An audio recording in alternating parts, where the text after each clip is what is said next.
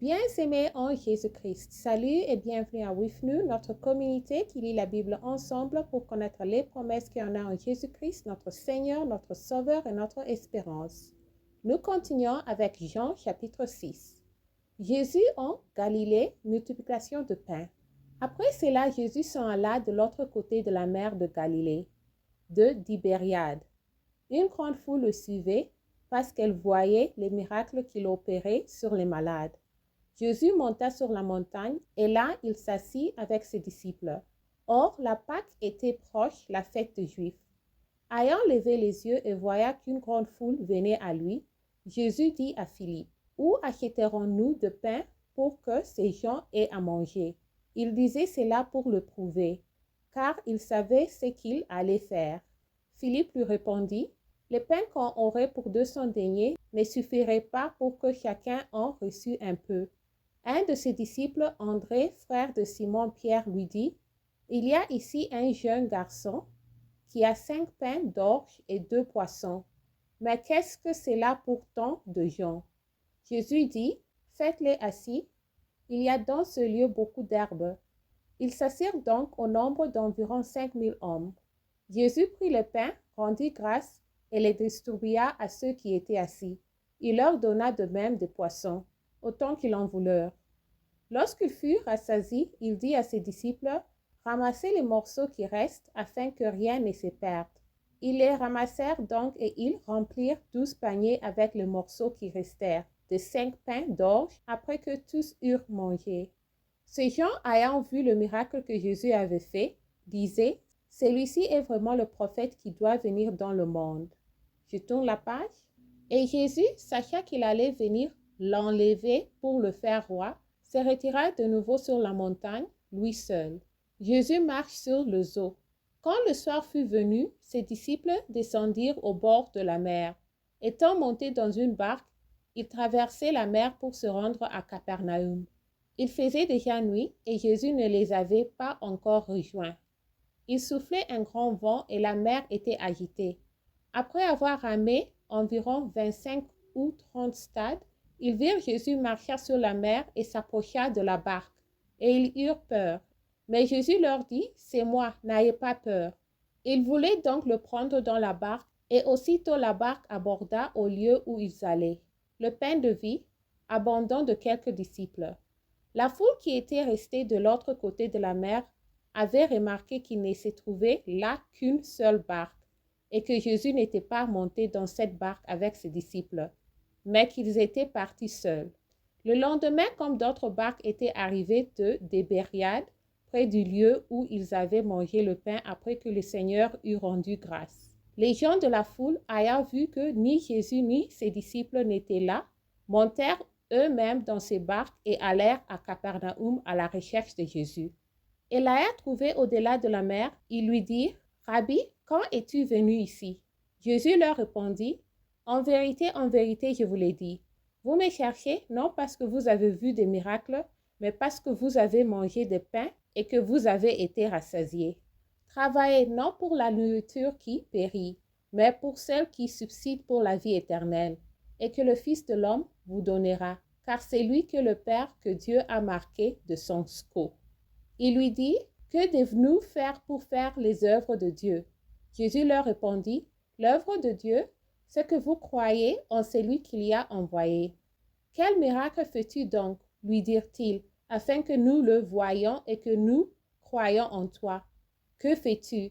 Nos pères ont mangé la manne dans le désert. Selon ce qui est écrit, il leur donna le pain du ciel à manger. » Jésus leur dit, « En vérité, je vous l'ai dit, Moïse ne vous a pas donné le pain du ciel, mais mon Père vous donne le vrai pain du ciel.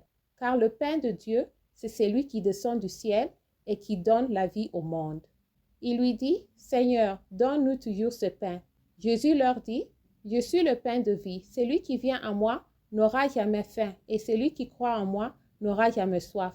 Mais je vous l'ai dit, vous m'avez vu et vous ne croyez point. Tous ceux que le Père me donne viendront à moi, et je ne mettrai pas dehors celui qui vient à moi. Car je suis descendu du ciel pour faire, non ma volonté, mais la volonté de celui qui m'a envoyé. Or, la volonté de celui qui m'a envoyé, c'est que je ne perde rien de tout ce qu'il m'a donné, mais que je le ressuscite au dernier jour.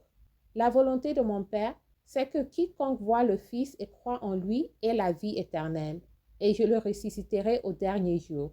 Les Juifs murmuraient à son sujet parce qu'il avait dit « Je suis le pain qui est descendu du ciel ». Et ils disaient « N'est-ce pas là Jésus, le fils de Joseph, celui dont nous connaissons le Père et la Mère? Comment donc dit-il « Je suis descendu du ciel » Jésus leur répondit « Ne murmurez pas entre vous.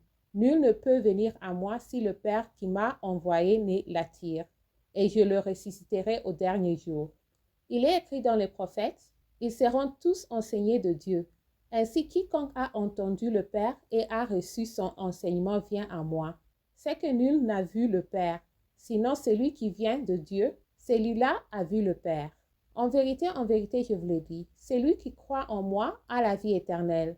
Je suis le pain de vie. Amen. Vos pères ont mangé la manne dans le désert, et ils sont morts. C'est ici le pain qui descend du ciel, afin que celui qui en mange ne meure point. Je suis le pain vivant qui est descendu du ciel. Si quelqu'un mange de ce pain, il vivra éternellement. Et le pain que je donnerai, c'est ma chair, que je donnerai pour la vie du monde. Amen. Là-dessus, les Juifs disputaient entre eux, disant, « Comment peut-il nous donner sa chair à manger ?» Jésus leur dit, « En vérité, je vous le dis, si vous ne mangez la chair du Fils de l'homme, et si vous ne buvez son sang, vous n'avez point la vie en vous-même. Celui qui mange ma chair et qui boit mon sang a la vie éternelle, et je le ressusciterai au dernier jour. Amen. Car ma chair est vraiment une nourriture, et mon sang est vraiment un breuvage.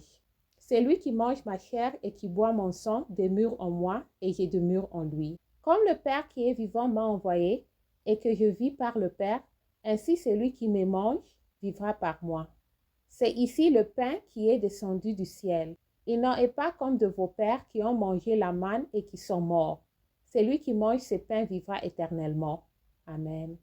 Jésus dit ces choses dans la synagogue, enseignant à Capernaum. Confession de Pierre. Plusieurs de ses disciples, après l'avoir entendu, disent « Cette parole est dure. Qui peut l'écouter ?» Jésus, sachant en lui-même que ses disciples murmuraient à ce sujet, leur dit « Cela vous scandalise-t-il?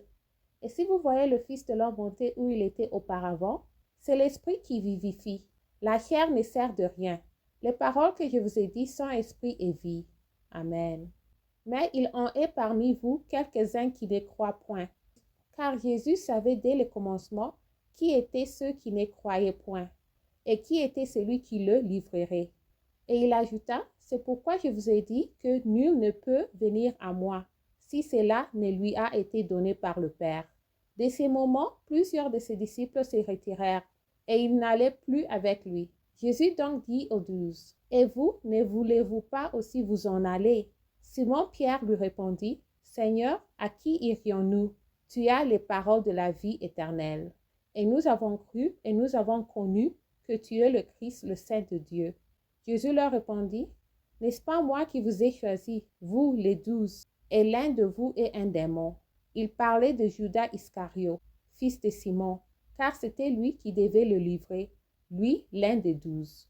Merci d'avoir lu ensemble. J'améliore mon français en lisant la Bible. Restez en Jésus-Christ et shalom.